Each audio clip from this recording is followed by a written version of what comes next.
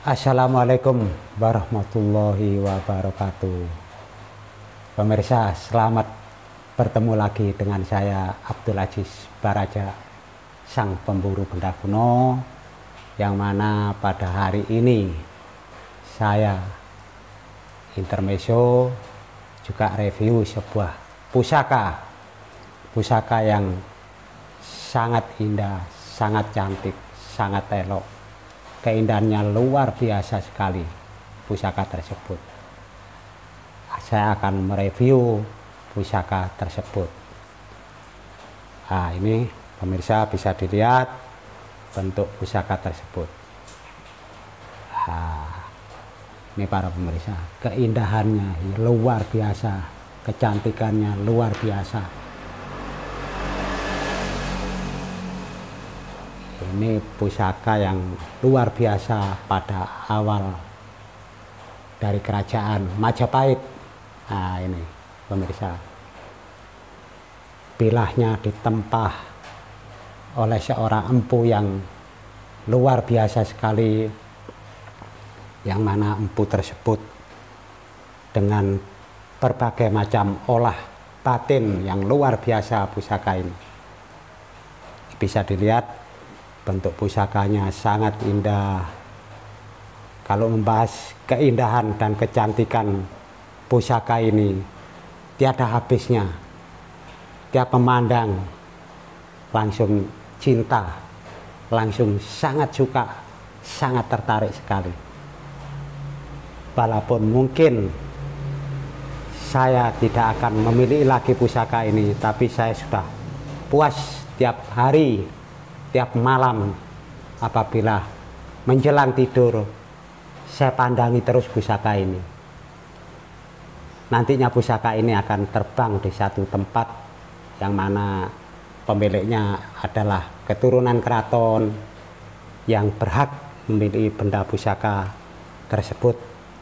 Beliau sudah mengincar pusaka ini pertama kali saya dapat.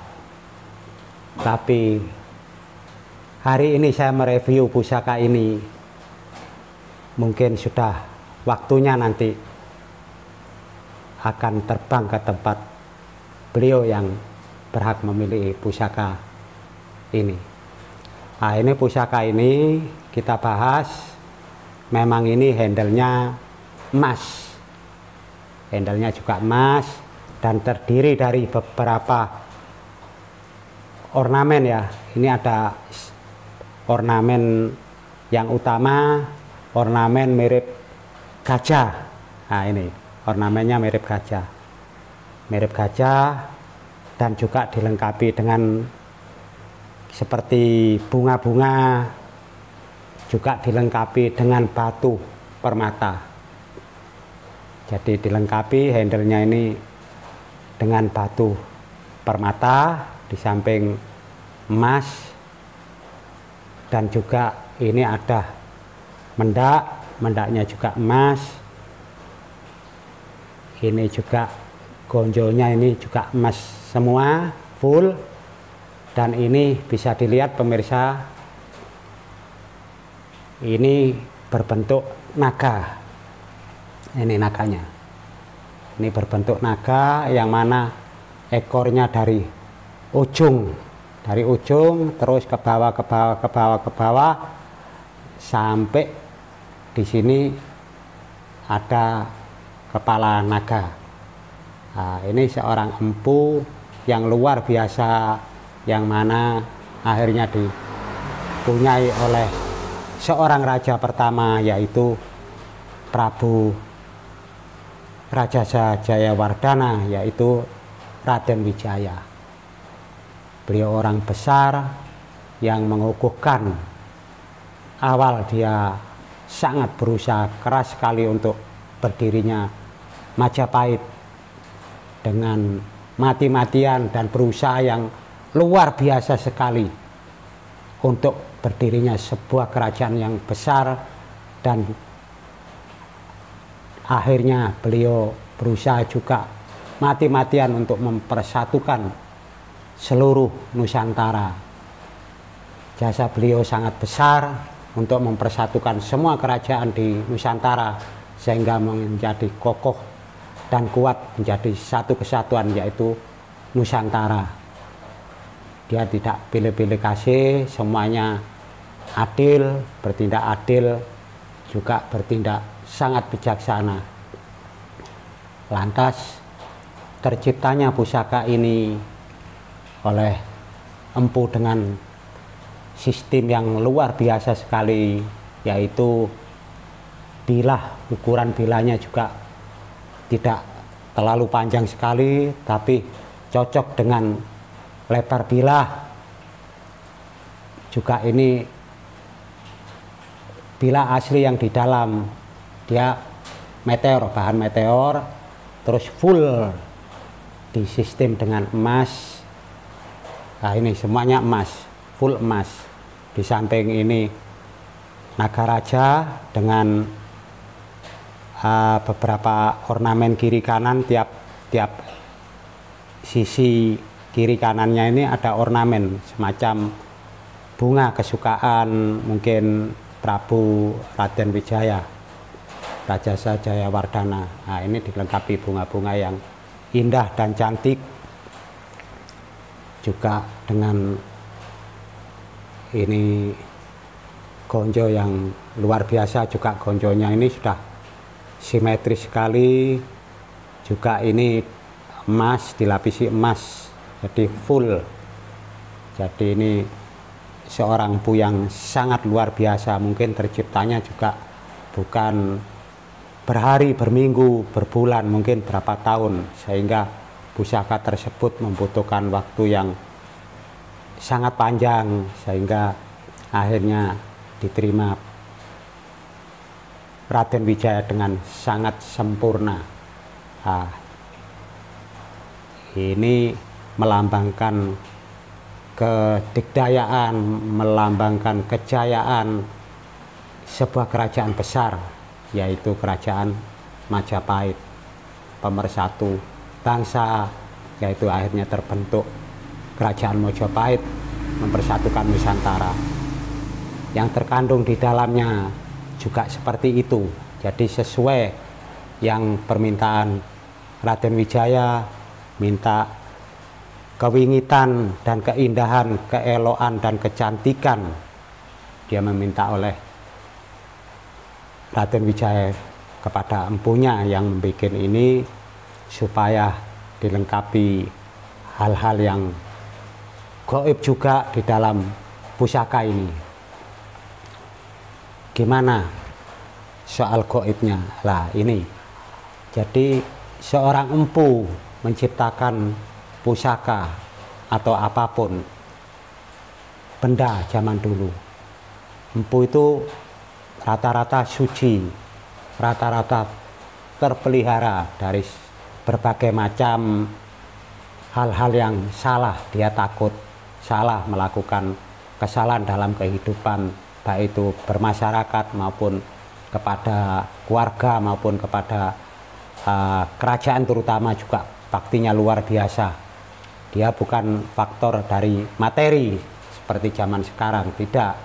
Seorang empu berdasarkan batiniah, kebaktian kepada Yang Maha Kuasa, sehingga Maha Kuasa juga memberikan kekuatan batin yang para empu minta, sehingga waktu menciptakan pusaka tersebut betul-betul tenaga yang tercipta itu batiniah terkirim kepada lempengan-lempengan yang digembleng maupun yang diciptakan pusaka tersebut, masuk disuturi ke dalam pusaka tersebut yang diciptakan empu. Kenapa bisa demikian? Nah ini panjang ceritanya. Jadi kalau saya ceritakan bagaimana empu-empu tersebut menciptakan sebuah pusaka yang luar biasa, segala macam pusaka kok tercipta mesti mengandung sesuatu, dikira gaib atau barang halus, padahal bukan. Itu kekuatan kepribadian manusia yang betul-betul bersih, betul-betul suci dalam hati. Karena apa? Dia tidak bisa mengucapkan kata-kata yang kotor ataupun kata-kata yang jorok, ataupun kata-kata yang tidak senonoh, itu dia bisa mengendalikan dari mulut, dari hati, dari pikiran. Dan dia selalu, istilahnya kalau seperti saya sebagai seorang muslim bertakwa kepada Allah Subhanahu wa Ta'ala, kepada empu pun seperti itu, dia kepada Tuhan Yang Maha Esa, dia kebaktian, dan akhirnya diwujudkan kebaktian kepada negara, kepada bangsa, kepada semua masyarakat. Itulah wujud kepribadian empu. Sehingga tiap-tiap pusaka yang tercipta pasti ada kekuatan yang luar biasa. Walaupun empu yang muda pun sekalipun pada zaman itu, dia sudah belajar dari ayahnya, dari kakeknya, dan belajar untuk bertakwa kepada, istilahnya bertakwa ya, berbakti kepada Tuhan Yang Maha Esa. Nah seperti itu, sehingga terpelihara kesucian hatinya, pikirannya. Disitulah tiap empu waktu menciptakan pusaka itu, sebelum tercipta di gembleng pusaka itu, pasti dia sudah berdoa. Nah, sudah berdoa dari bahan tersebut, umpama dari bahan itu sudah didoai dulu, ditayuh dulu, didoai dulu, sehingga berhari, berminggu pusaka tersebut sudah kemasukan dari doa tersebut.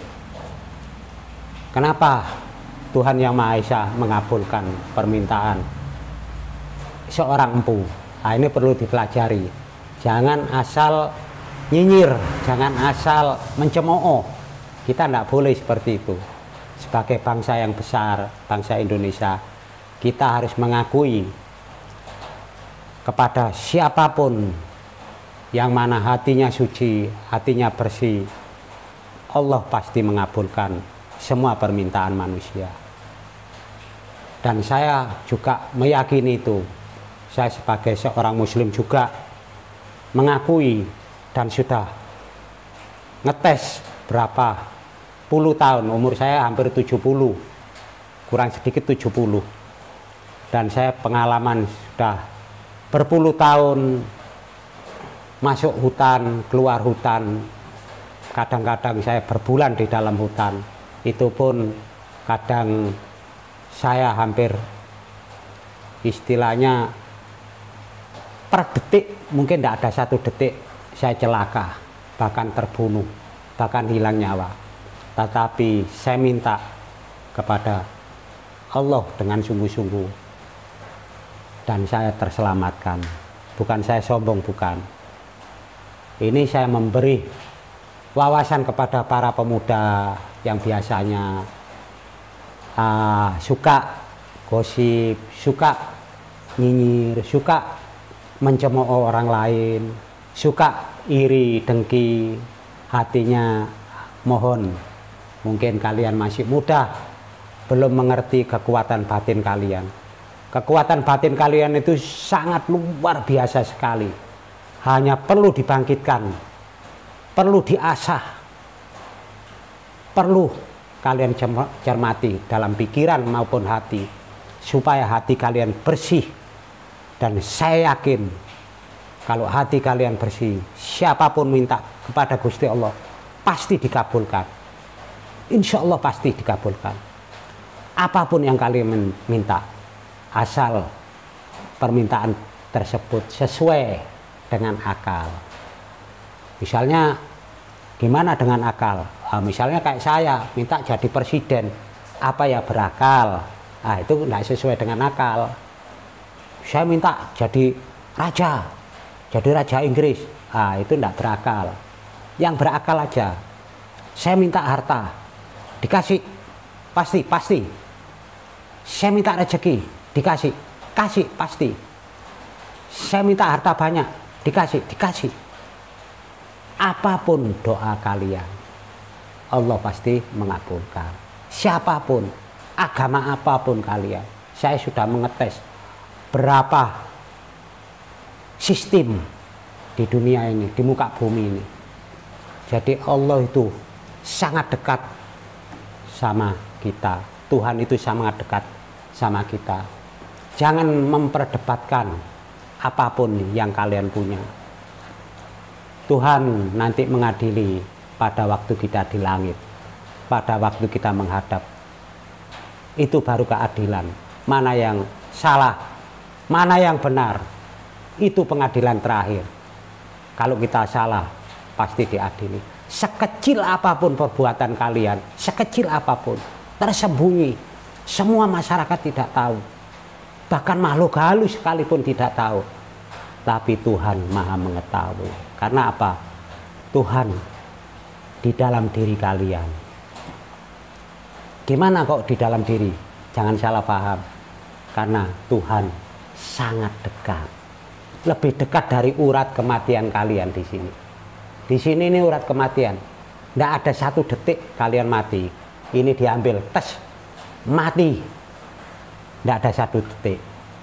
Dengan sistem yang canggih, kita ambil secepat mungkin.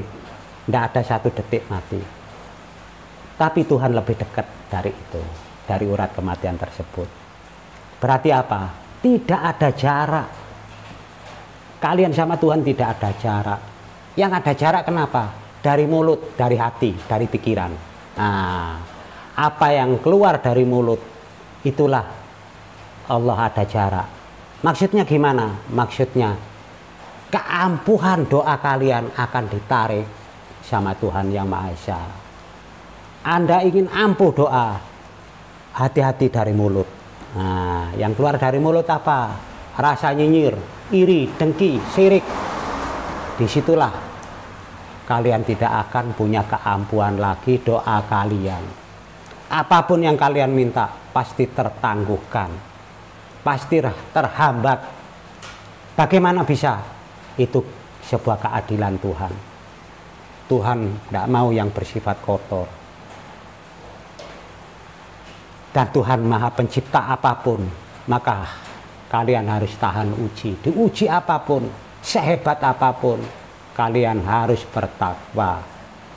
Saya seorang muslim, tulen, sangat tulen, dan tahukah arti kehidupan. Kenapa? Saya hampir 40 tahun keluar masuk hutan. Apa yang saya dapat, apa yang saya disimpan, itu pun masih banyak yang di hutan. Beribu, berjuta-juta, beribu-ribu fosil. Baik itu fosil yang istilahnya orang bilang gajah mamut, atau fosil-fosil apapun. Padahal di Indonesia ini beribu-ribu fosil.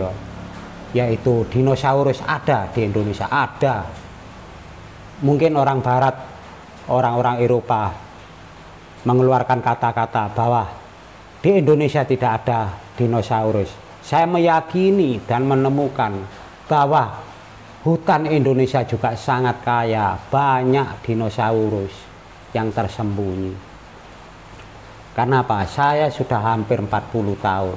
Rasa-rasanya kalau dibilang jenuh, pasti jenuh. Sudah ke tingkat titik paling jenuh.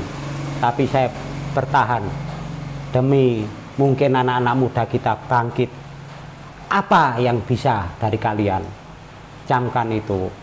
Saya bukan cuman mendorong kalian, saya juga ikut menasihati kalian. Saya sangat cinta sama kalian. Walaupun kalian jelek apapun, kalian nyinyir sekalipun, saya sangat cinta, sangat sayang sama kalian. Saya mengharap semua penduduk Indonesia pintar dan canggih. Kekayaan kita ini luar biasa, banyak yang tersembunyi, banyak yang disembunyikan, banyak sekali yang disembunyikan di bangsa ini. Siapa yang menyembunyikan? Ya baik itu orang luar negeri ataupun diri kalian tidak berusaha sehingga barang-barang tersebut tersembunyi. Nah itu berarti bukan orang Eropa aja, termasuk kalian menyembunyikan. Gimana menyembunyikan? Kalian tidak berusaha sehingga barang tersebut tidak akan keluar. Padahal barang tersebut nunggu kalian untuk kalian gali, untuk kalian eksplorasi dengan baik, tidak merugikan alam semesta, tidak merugikan alam bangsa kita, yaitu alam Indonesia, yaitu bangsa yang kita cintai ini, negara yang kita cintai. Dan NKRI harga mati, itu kalian camkan. Jangan sampai porak-poranda. NKRI harus tetap berdiri sampai kapanpun, sampai dunia berakhir. Ini harga mati.